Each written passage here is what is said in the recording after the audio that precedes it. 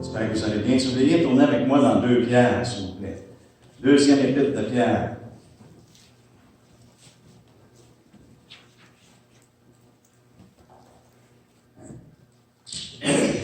Excusez.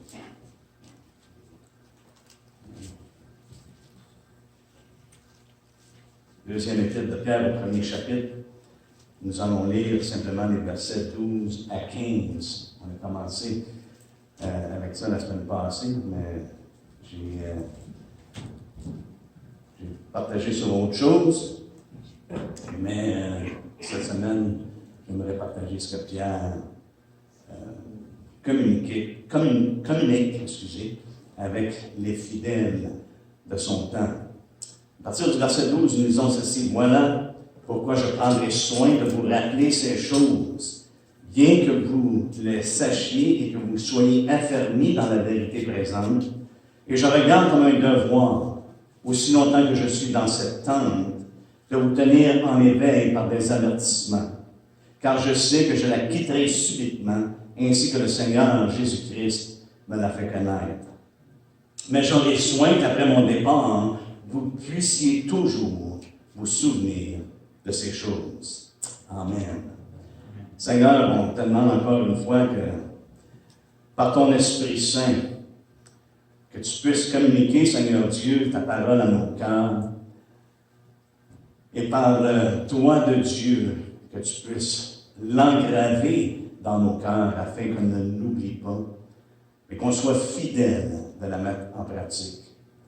Tu es le Dieu souverain, tu es le seul souverain, et c'est à toi, Seigneur Dieu, que nous prions nos cœurs, que nous prions notre volonté. On te remercie pour l'œuvre que tu as accomplie, et par ce fait-là, Seigneur Dieu, qu'on puisse venir à toi, et qu'on puisse avoir des oreilles pour entendre ce que l'Esprit dit à l'Église dans le temps présent. On te remercie au nom de Jésus. Amen. Amen. Ici, Pierre, on voit qu'il prend soin, n'est-ce pas, une intention soigneuse d'avertir ceux qui croient, ceux qui sont fidèles dans la foi. C'est une chose qui, Pierre a pris comme étant son devoir. Et on entend souvent le mot essentiel de nos jours, n'est-ce pas? Et je dirais même que pour Pierre, c'est un devoir essentiel de rappeler ces choses-là. C'est un devoir essentiel qu'on se souvienne des choses dont l'Esprit l'a inspiré à nous communiquer. Et c'est pour ça que c'est important d'avoir une oreille pour entendre ce que l'Esprit dit. Parce que sachez-le bien, ce n'est pas des paroles des hommes. Un peu plus bas, dans le chapitre, à partir du verset 19, il dit, ce n'est pas la parole des hommes, mais ce sont des hommes qui ont été poussés par l'Esprit. Et au même titre, les apôtres ont été poussés par l'Esprit pour nous donner des paroles, nous communiquer la pensée de Dieu, nous communiquer la connaissance de Dieu, afin qu'on puisse le connaître, être en mesure de le suivre, être en mesure de lui obéir et de faire ce qui lui plaît. Est-ce que vous êtes au courant qu'il y a des choses qui déplaisent à Dieu? Il y a des choses qui déplaisent à Dieu. Pas tout ce qu'on fait en tant qu'homme, pas tout ce qu'on fait même en tant qu'Église plaît à Dieu. Il y a des choses qui lui déplaisent, qui lui sont désagréables, mais il y a des choses qui lui plaisent. Et ça lui plaît lorsqu'on élève son nom, lorsqu'on vient à lui, avec des cœurs qui ont été lavés et purifiés par le sang de Christ. Par des personnes qui sont en alliance avec lui, qui ont reçu cette alliance-là, qui ont reçu son amour, qui ont reçu la bonne nouvelle, qui ont reçu Jésus-Christ. Et Pierre, ici, on voit et on peut même ressentir l'importance de la tâche qu'il a. Et c'est un devoir. Je regarde, au verset 13, et je regarde comme un devoir. C'est un devoir, c'est pas juste son opinion, c'est pas juste quelque chose qu'il ressent qu'il devrait faire, c'est quelque chose, c'est un devoir qui lui a été chargé de communiquer ces paroles qu'il nous fait part. Un devoir essentiel, et c'est un devoir pour nous tenir en éveil par des avertissements. Pierre a à cœur, par l'Esprit de Dieu, de tenir en éveil, par des avertissements, les fidèles. Qu'est-ce que ça nous communique? Est-ce que ça nous communique qu'il y a vraiment un danger de s'assoupir? Est-ce que ça communique qu'il y a vraiment un danger qu'on puisse se relâcher? Ou peut-être même que nous avons la tendance de s'endormir. Savez-vous, quand on essaie de garder quelqu'un éveillé, la personne, les disciples ont tombé endormis au moment où Jésus était dans le jardin, n'est-ce pas? Il dit, ne pouviez-vous pas veiller avec moi, prier pour un heure? Même s'ils voulaient, leurs yeux s'appesantissaient. Mais lorsqu'ils ont eu l'expérience, on sait que la prière, des fois, c'est difficile, n'est-ce pas? Fait qu'on peut comprendre les disciples, peut-être moi aussi, j'avais cogné des clous. Mais par contre, lorsqu'on y pense, lorsqu'il était sur la montagne de transfiguration, la parole de Dieu nous dit que les disciples, encore là, leurs yeux s'appesantissaient, ils avaient de temps en temps dormir, mais ils se sont efforcés pour se garder éveillés. Et je pense que Pierre, vu qu'il était présent à la montagne, c'est la pensée qu'il a dans la tête, c'est la pensée qu'il a dans le cœur. Comment est-ce qu'il a eu à combattre, même si c'était glorieux ce qui se passait, il a eu à combattre pour se garder éveillé. Et c'est probablement la ligne de pensée qu'il a lorsqu'il dit « Hey, c'est un devoir pour moi de vous garder éveillé, de vous tenir en éveil par des avertissements. » Il y a des choses qui se passent, qui sont importantes d'être communiquées, et vous devez les savoir, parce que ça va vous tenir en éveil. Ça va vous garder, ces avertissements-là vont vous garder du danger qui est présent dans le siècle dans lequel nous sommes.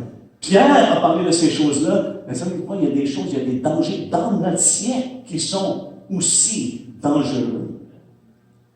Et Pierre cherche à nous en faire connaître. On peut vraiment reconnaître le véritable danger de s'assoupir. Allez avec moi dans Romains 13. Chose qu'on a parlé à maintes reprises à travers les années. Mais je crois qu'il est bon de s'en rappeler. C'est justement ce que Pierre veut faire. Je veux vous rappeler ça. Je veux prendre soin de vous rappeler ces choses. Et ce matin, je veux prendre soin de vous rappeler ces choses. Du moins certaines choses. Dans Romains 13, verset 11, ça nous dit « Cela importe d'autant plus que vous savez en quel temps nous sommes. » Et si on connaît l'heure dans laquelle nous sommes, Paul ici nous dit, comme il l'a dit aux Romains, c'est l'heure de vous réveiller enfin du sommeil. Imaginez-vous que Paul écrit à des gens qui étaient endormis, dans un sens.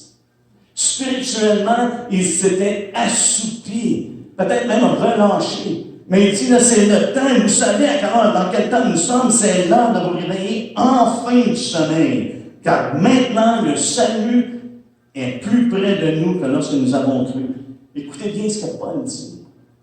Écoutez ce qu'il dit. Car maintenant, le salut est plus près. Est-ce que vous croyez que le salut est plus près que lorsque Paul a écrit ces paroles-là? Le salut qui va nous être accordé lorsque Jésus va apparaître. C'est ce que Pierre nous parle justement dans sa première épître, n'est-ce pas? Le salut qui vous sera apporté. Première épître de Pierre.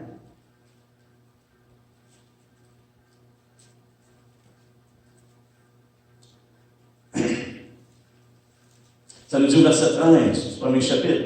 C'est pourquoi saignez les reins de votre entendement, soyez sobres et ayez une entière espérance dans la grâce qui vous sera apportée lorsque Jésus-Christ apparaîtra. La grâce, frères et sœurs, nous sommes sauvés par grâce. Le salut, la grâce qui va nous être apportée. Chose extrêmement importante. Et Paul, ici, dans Romains 13, nous dit c'est le temps de nous réveiller enfin du sommeil. Autrement dit, mettez votre effort à demeurer éveillé. C'est le temps qu'on arrête de s'endormir. Pourquoi? Pourquoi, Paul? Parce que le salut qu'on a proclamé, le salut que vous avez reçu en Jésus-Christ est de beaucoup plus près que lorsqu'on a premièrement cru. Lorsque nous avons cru, la nuit est avancée, le jour approche. Dépouillons-nous donc des œuvres des ténèbres. Et ici, ça me semble communiquer. Ce que l'Esprit communique, c'est que qu'est-ce qui nous endort, c'est d'être accablés par les choses de ce monde, des œuvres de ténèbres, et revêtons plutôt les armes de la lumière. Marchons honnêtement comme en plein jour. Alléluia. On doit se tenir éveillé. On dort la nuit et on veille le jour. On doit demeurer dans la lumière. Je me demande si Pierre avait en tête les avertissements que Jésus lui a donnés ou leur a donné à maintes reprises. N'est-ce pas? Jésus leur a dit de prendre garde, de craindre que vos cœurs ne s'apesantissent. Il leur donne cette charge-là, cette responsabilité-là, ce devoir-là de se garder réveillé, de prendre garde, de faire attention, afin que vos cœurs ne s'apesantissent pas. Le monde dans lequel nous sommes, frères et sœurs, peut facilement appesantir nos cœurs par les choses qui sont dans ce monde. Encore une fois, il nous dit dans Matthieu 13, 33, prenez garde, veillez, priez, car vous ne savez quand ce temps viendra. Ici, Paul, dans Romains 13, il nous dit que le temps est proche. Le temps est arrivé. Il faut se réveiller. Il est temps de se réveiller. Jésus nous met en garde, il dit, faites attention, car vous ne savez quand ce temps viendra. On voit simplement, c'est comme les nuages qui approchent. On ne sait pas exactement quand ça va tomber, mais on sait qu'éventuellement la pluie va tomber, l'orage va venir. Et c'est la même chose pour nous. On ne sait pas exactement l'heure, le jour, le temps que le Seigneur va venir, mais nous savons qu'il vient, qu'il s'en vient et que le jour est proche. Et encore dans Marc 13, il nous dit, ce que je vous dis, je le dis à tous, veillez. Et dans son devoir que ici Pierre nous donne, c'est un devoir de veiller, de se tenir éveillé, de se tenir par des avertissements, par des consignes qu'il donne, de faire attention, et il prend soin de le faire afin que nous demeurions éveillés. C'est un thème qui est souvent référé dans les Écritures, n'est-ce pas? Faites une petite recherche sur veiller, et vous allez trouver des passages, et je vais en mentionner juste un, qui nous dit dans 1 Corinthiens 16, 13, veillez, demeurez fermes dans la foi, soyez des hommes, fortifiez-vous. Il faut veiller. Nous devons demeurer fermes dans la foi. On doit être des hommes, et ça inclut les femmes. Aujourd'hui, il faut quasiment le mentionner, sinon on va se faire actionner. C'est triste. Fortifiez-vous. Donc, Pierre, ici, on voit qu'il prend réellement soin de nous rappeler ces choses, au verset 12. Voilà pourquoi je prendrai soin de vous rappeler ces choses. Et au verset 15, il nous dit, mais j'aurai soin qu'après mon départ, vous puissiez toujours vous souvenir de ces choses. L'importance de rappeler ces choses et l'importance de toujours se souvenir de ces choses. Ce n'est pas simplement que Pierre veut nous avertir, dire, OK, vous êtes avertis. C'est bon. Non, il veut qu'on se souvienne toujours des avertissements qu'il donne, de se tenir éveillé, afin de nous tenir éveillés. Et on ressent le poids, comme je l'ai mentionné la semaine passée, le poids de son message est ressenti par le fait que le temps qui lui reste est court. Versets 14 et 15 dans 2 Pierre. Ça nous dit, car je sais que je le quitterai. Mais regardez ce qu'il dit, juste auparavant. Il dit, au verset 13, je regarde comme un devoir aussi longtemps que je suis dans cette tente. Aussi longtemps que je suis dans cette tente. Aussi longtemps que je respire, c'est ce que je vais faire. C'est ce que Pierre dit. Peut-être que les gens pensaient, slack la pédale, Pierre. Tu nous l'as déjà dit, cette affaire-là. Tu nous en parles à toute fois qu'on le voit. Pierre, ralentis un peu. Non, il dit. Aussi longtemps que je suis dans cette tente, c'est ce que je vais faire. Au verset 14, il dit, car je sais que je la quitterai subitement, ainsi que le Seigneur Jésus-Christ me l'a fait connaître. Mais j'aurai soin qu'après mon départ, vous puissiez toujours vous souvenir de ces choses. J'aurai soin qu'après mon départ. Il savait que son temps était près de la fin.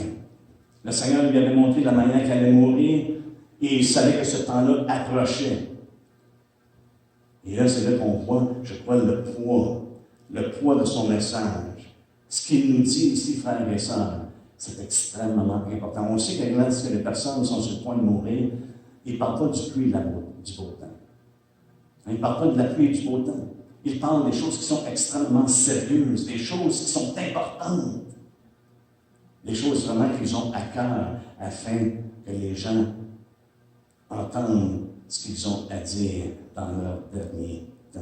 Et c'est ce que Pierre ici fait dans cette deuxième épître. Il aurait écrit dans la première épître concernant la véritable grâce de Dieu et ce que ça impliquait. Maintenant, il veut les garder en éveil par des avertissements. Pourquoi? Parce qu'il y a des dangers. C'est une réalité dans ce monde. Mais quel est le sujet de ces choses qu'on doit se rappeler et toujours se souvenir? Parce qu'il nous dit au verset 12, voilà pourquoi je prendrai soin de vous rappeler ces choses. Ces choses, quelles choses, Pierre? Quelles choses que tu veux nous rappeler et que tu veux qu'on prenne soin, afin qu'on se garde éveillé et puis qu'on se souvienne de ces choses-là à long terme. Et je pourrais rajouter aussi longtemps qu'on est dans cette tente. Nous avons besoin de nous souvenir de ces choses. J'aimerais soumettre au moins 3 choses dans ces choses que Pierre veut nous rappeler. Première de ces choses-là, je crois qu'on le retrouve dans le premier chapitre, dans les 11 premiers versets. C'est la véracité ou la réalité de la foi en Jésus-Christ. Et tout ce que ça comprend. La deuxième chose, c'est l'avènement du Seigneur. C'est l'avènement du Seigneur au verset 16, il nous dit, ce n'est pas en effet en suivant des formes habilement conçues que nous vous avons fait connaître la puissance et l'avènement de notre Seigneur Jésus-Christ. Mais c'est comme ayant vu sa majesté de nos prodiges. Ils ont eu une expérience de la gloire à venir. OK? Et c'est pour ça que juste auparavant, le Seigneur a dit, il y en a qui ne mourront pas jusqu'à temps qu'ils aient vu le royaume de Dieu, qu'ils aient vu la gloire dont il parlait. Et Pierre a eu cette expérience-là. Et au verset 16, c'est ce qu'il nous dit, ce n'est pas en suivant des formes habilement conçues. Ça, c'est une chose qu'il adresse plus attentivement au 3e chapitre. Le chapitre est pratiquement dévoué concernant l'avènement du Seigneur. Donc, c'est une de ces choses-là. La première, c'est la véracité ou la réalité de la foi. C'est quoi la foi? La deuxième, c'est concernant l'avènement du Seigneur. Chose qui est extrêmement importante. Extrêmement importante. La troisième chose, et on l'a regardé ensemble dans les dernières semaines, lorsqu'on a parlé des infiltrations dangereuses. Dans le 2e chapitre, il nous parle justement d'infiltration de faux docteurs, comme il y a eu des faux prophètes dans le passé, il y aura encore des faux docteurs. Puisqu'on a regardé ça ensemble pendant plusieurs semaines, le 2e chapitre, nous allons nous concentrer surtout sur la réalité de la foi et l'avènement du Seigneur. Chose dont Pierre ici veut nous tenir en éveil par des avertissements. Amen. So, nous allons commencer ce matin sur la réalité ou la véracité de la foi.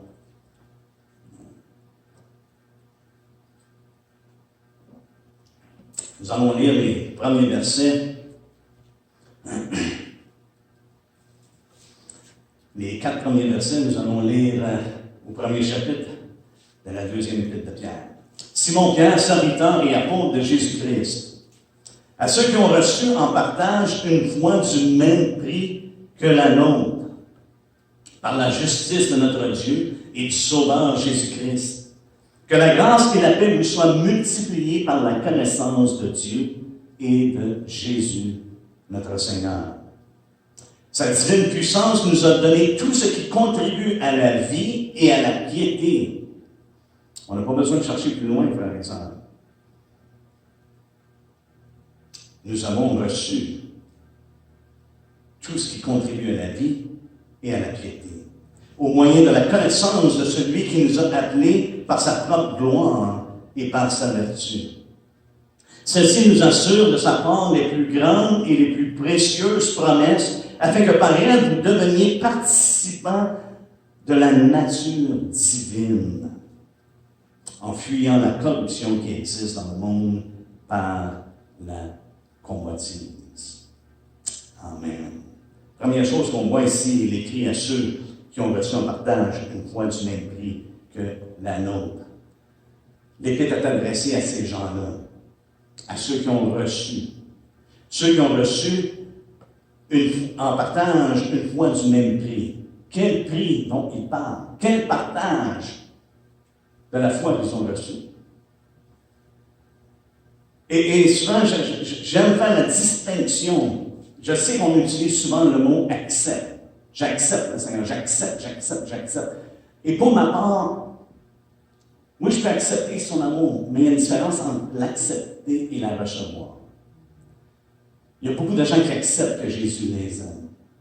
Il y a beaucoup de gens qui acceptent que Dieu est bon.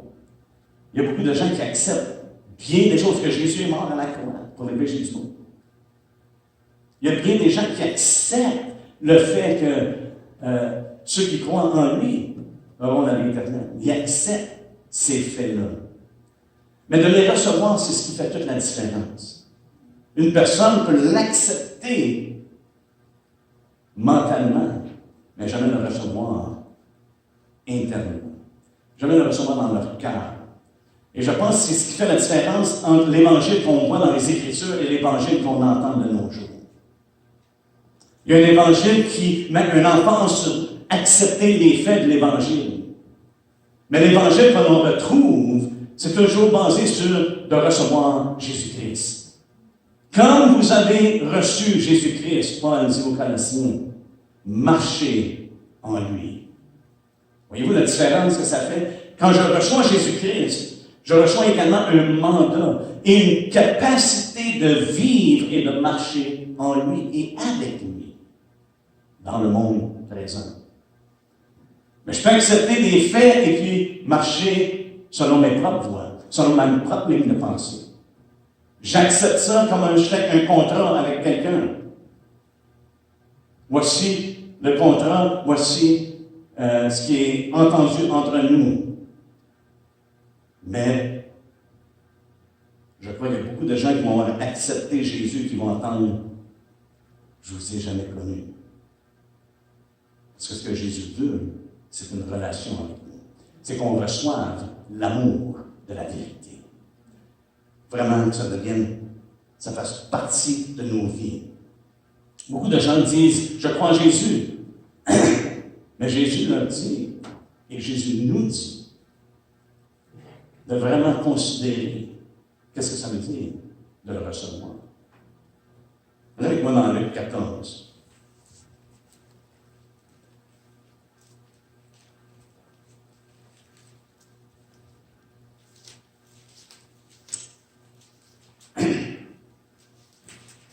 Pierre nous dit qu'ils ceux qui ont reçu en partage une foi du même prix que la nôtre.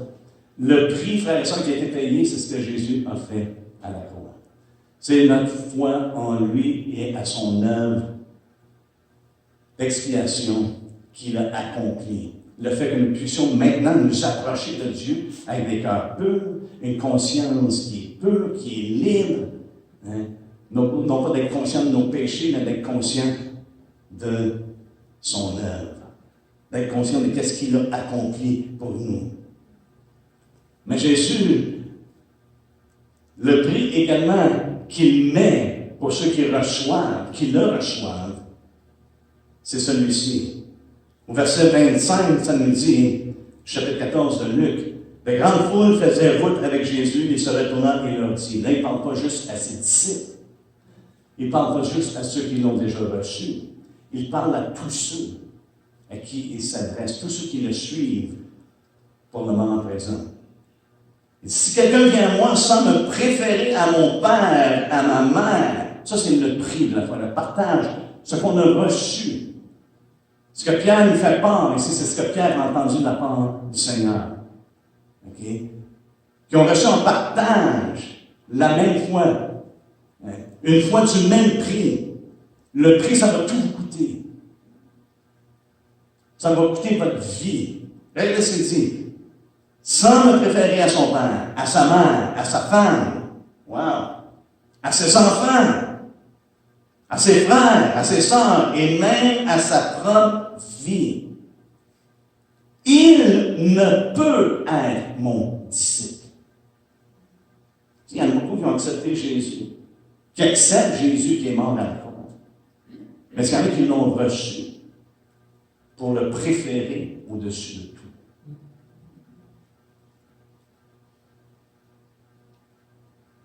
Qu'est-ce qu'il nous dit? Au verset 27. Et quiconque ne porte pas sa croix et ne me suit pas, il mentionne la même chose. Il ne peut pas être mon disciple.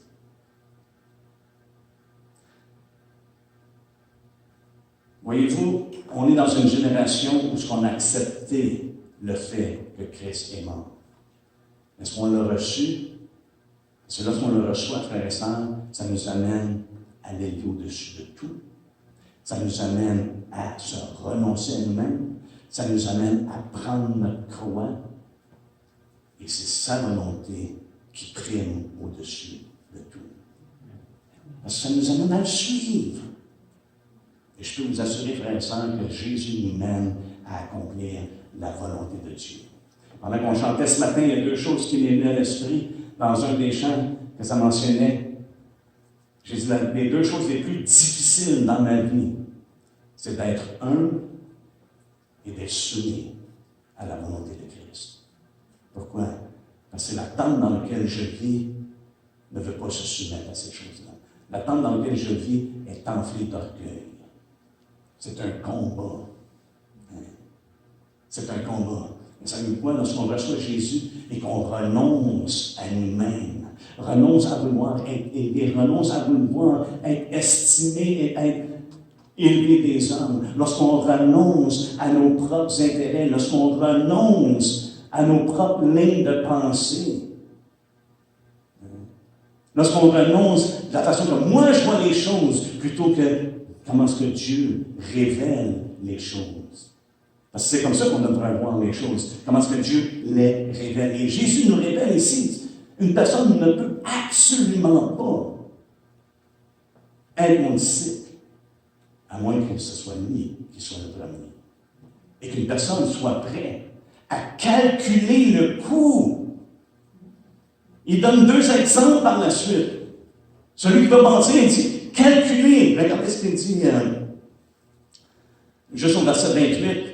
Il dit, car lequel de vous, s'il veut bâtir une tour, ne s'assied pas d'abord pour calculer la dépense. Autrement dit, comment est-ce que ça, c'est quoi le coût pour bâtir?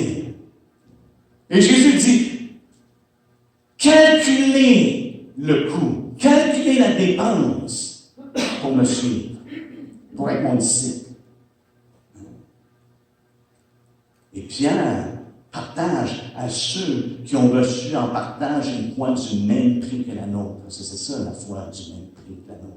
Jésus est mort à la croix, mais il nous commande de le suivre nous-mêmes, en oubliant tout, même nous-mêmes, et en le suivant lui seul. Se renonçant, prenant la croix et en le suivant.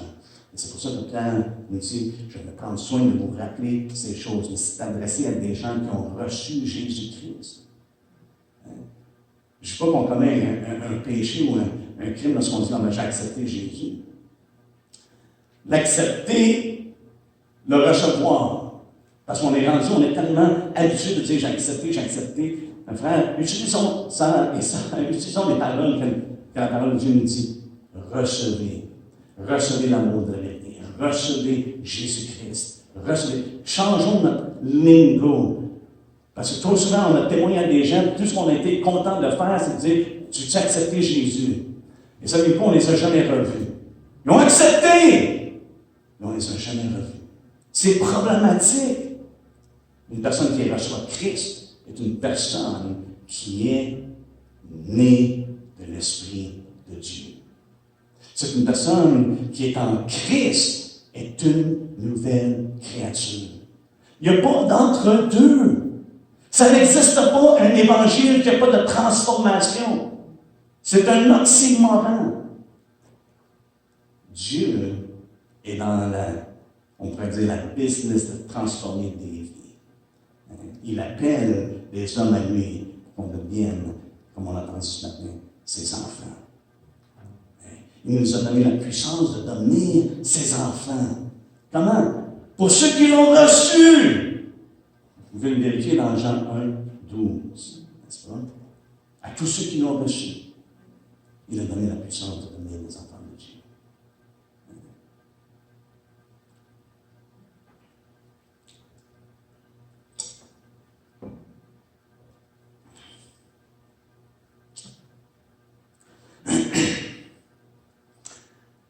Donc, pour ma part, lorsque je lis ce passage-là, je lis ça concernant de recevoir en partage une foi du même prix que la nôtre dans la justice de notre Dieu et du Sauveur Jésus-Christ. Ça fait penser à une foi qui est vivante, n'est-ce pas? Une foi qui est vivante. Combien d'entre nous aimeraient avoir une abondance de grâce? Est-ce qu'il y en a ici qui aimeraient ça? Je ne peux pas moi les mettre en main, mais est-ce qu'il y en a? Il y en a. Hein? Alléluia. Une abondance de grâce, une abondance de paix. On vit dans un temps qui est troublant.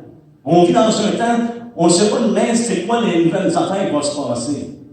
Une consigne élève, un autre consigne s'arrête. On ne sait pas. On vit dans un temps turbulent. Qui aimerait avoir une multitude ou avoir une abondance de grâce et de paix? Je pense que chacun de nous, frères et sœurs, savez-vous comment est-ce qu'on peut en avoir? C'est seulement en connaissant Dieu. C'est seulement en connaissant Dieu. C'est ce que Pierre ici nous fait penser, que la grâce, au verset 2, que la grâce et la paix vous soient multipliées, comment? Par la connaissance de Dieu et Jésus, et de Jésus notre Sauveur. On ne peut pas avoir la paix dans ce monde. On ne peut pas avoir la faveur en essayant de faire nos propres affaires, en essayant de garder certaines règles ou d'éviter certaines choses.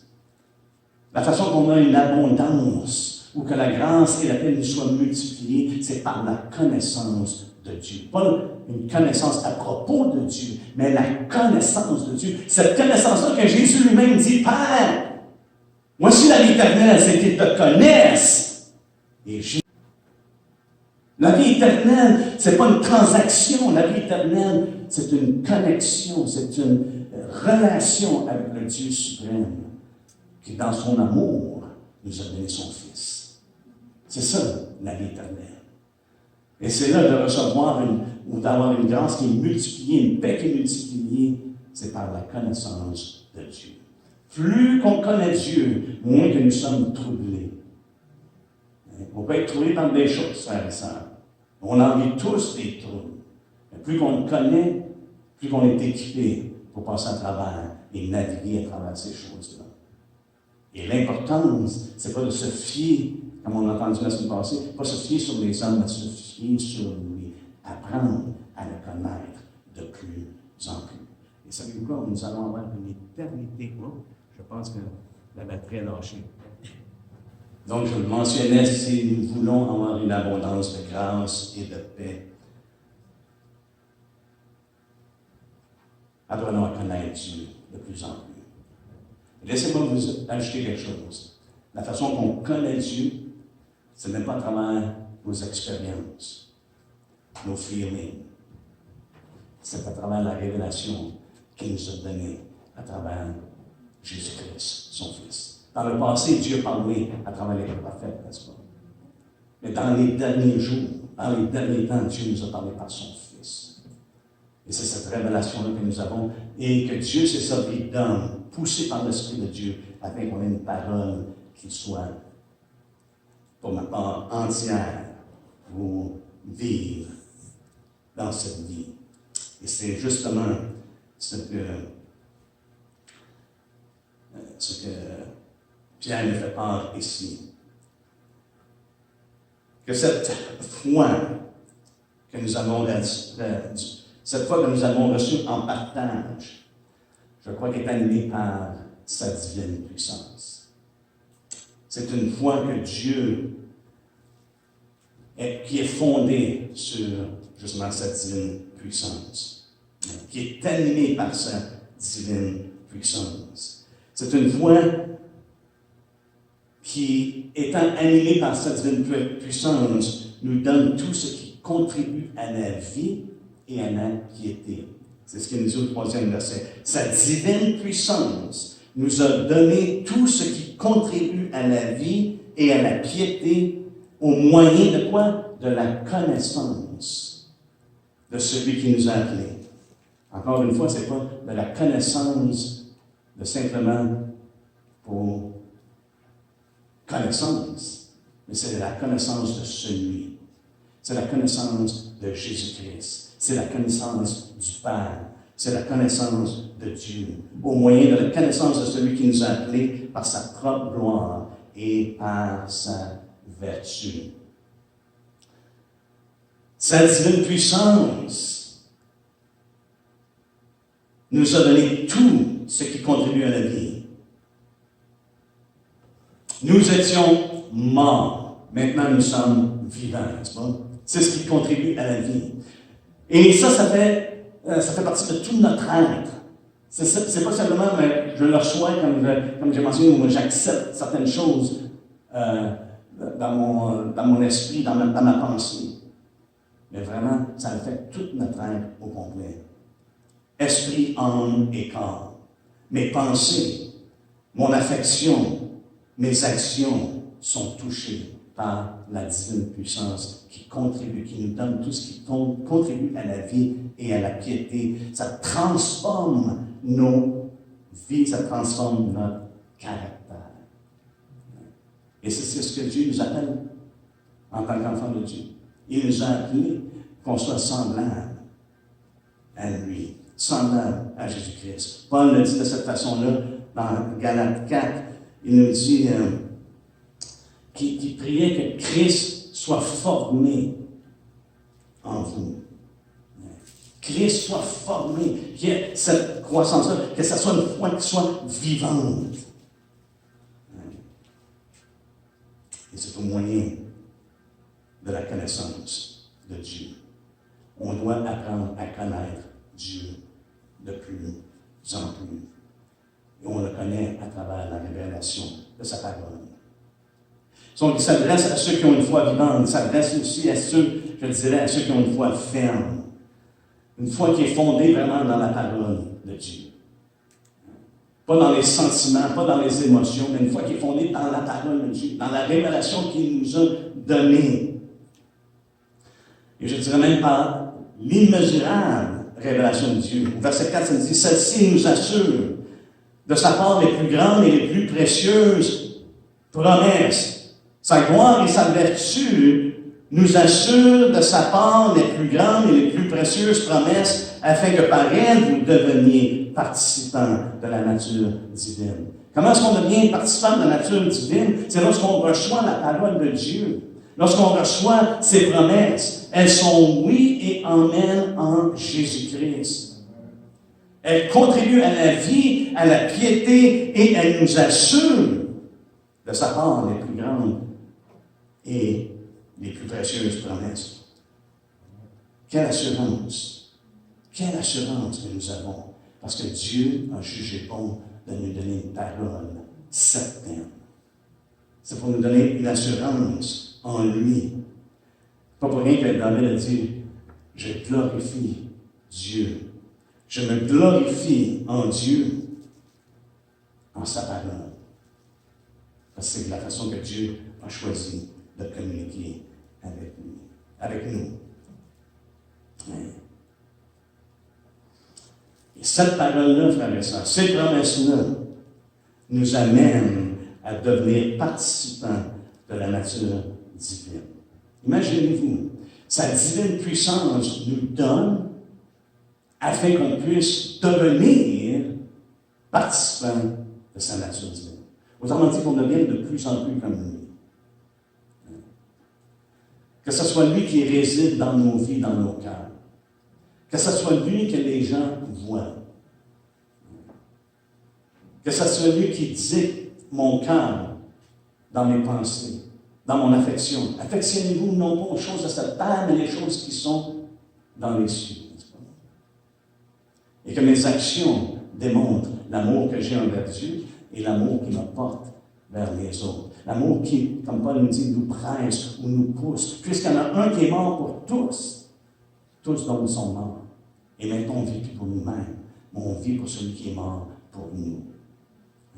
Et ça, c'est l'appel de la croix, frère et sœur. C'est le prix de la foi, le même prix, la foi du même prix, dont Pierre ici fait référence. Oui.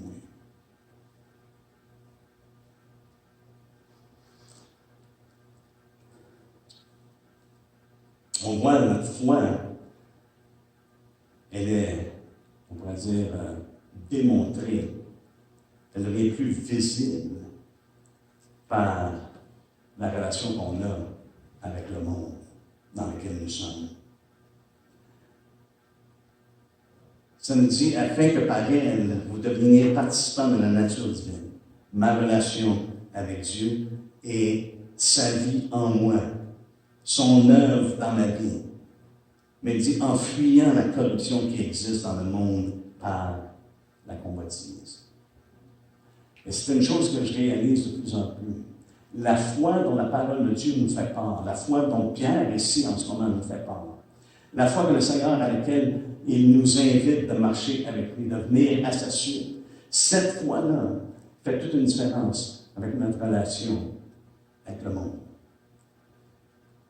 Ce que je vois ici, ça nous dit, fuyant la corruption qui existe dans le monde par la convoitise. On voit le monde différemment lorsque nous avons la foi en Jésus-Christ. Nous voyons le monde différemment. On voit le monde qui est corrompu. Avant ça, on faisait partie du monde. On essayait de jouir de tous les biens de ce monde. On pensait, hey, qu'est-ce que c'est qui me donne de la joie? Qu'est-ce que c'est qui fait en sorte que je peux continuer à vivre dans ce monde? Et on essaie toujours de s'attacher à ces choses-là. Mais maintenant, on voit que ce monde-là dans lequel nous sommes, il est corrompu. C'est un monde qui est attaché à la convoitise.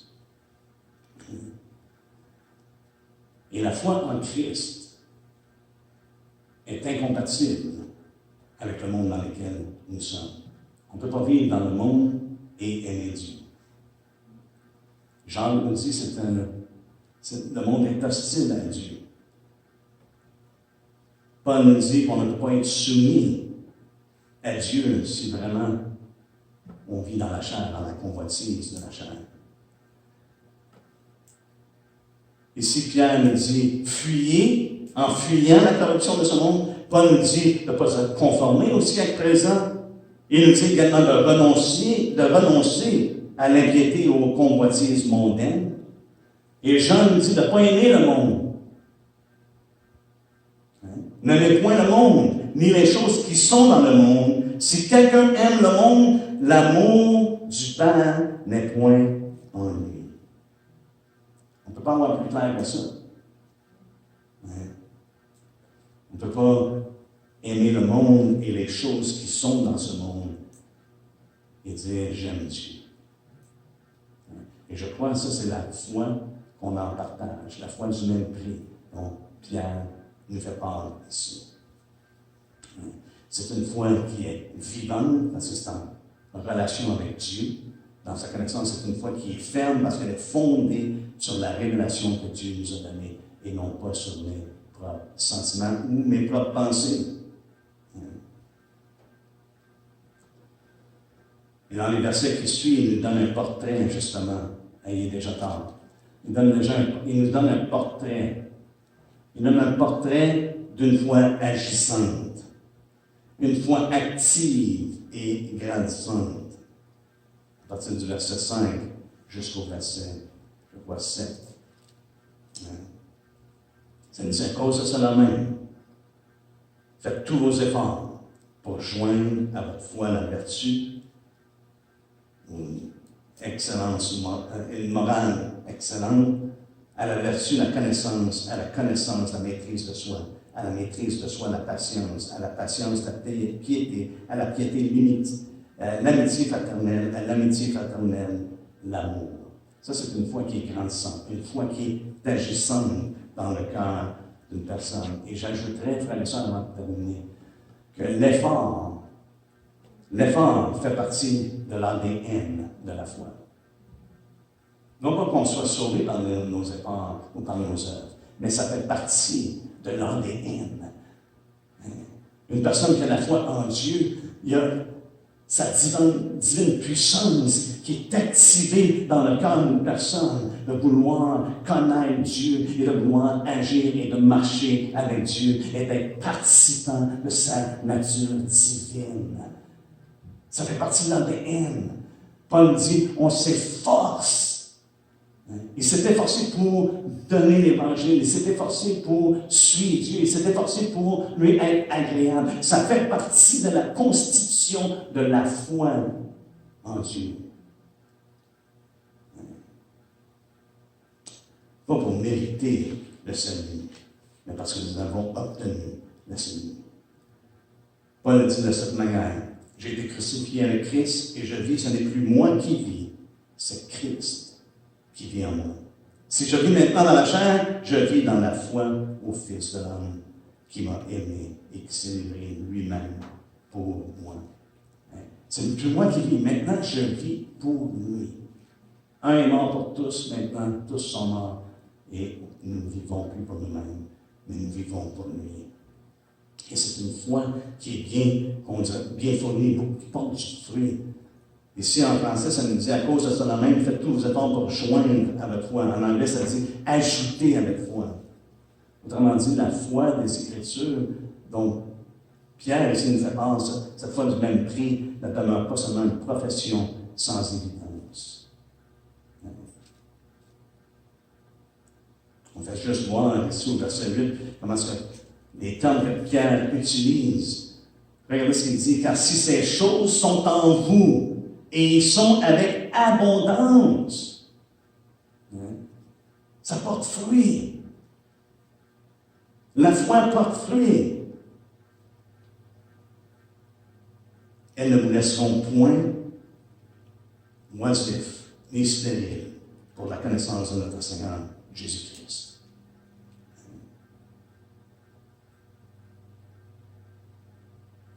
Mais par contre, au verset 9, il dit, ces choses ne sont pas en vous. Regardez ce qu'il dit, mais celui en qui ces choses ne sont point est aveugle. Ces choses-là, s'il n'y a rien qui est ajouté, si ce n'est pas une foi qui est agissante, qui est grandissante, celui en qui ces choses ne sont point est aveugle. Il ne voit pas clair. Il ne voit pas de loin. Et il a mis en oubli la purification de ses anciens péchés. Autrement dit, sa relation avec Dieu est négligée. Il est dans un état de relâchement spirituel. Alors qu'il est rendu là, je pense qu'il va falloir continuer la semaine prochaine. Parce que Jean écho la même chose, n'est-ce pas? Je suis certain que vous avez tous pensé à Jean, lorsqu'il parle de la foi qui est stérile. Une foi qui est à l'opposé de la foi que nous avons reçue en partage, la foi du même prix. On va regarder ça un peu plus longtemps la semaine prochaine, pas plus longtemps, un peu plus profondément la semaine prochaine. Amen. Alléluia. Est-ce qu'on peut se lever ensemble?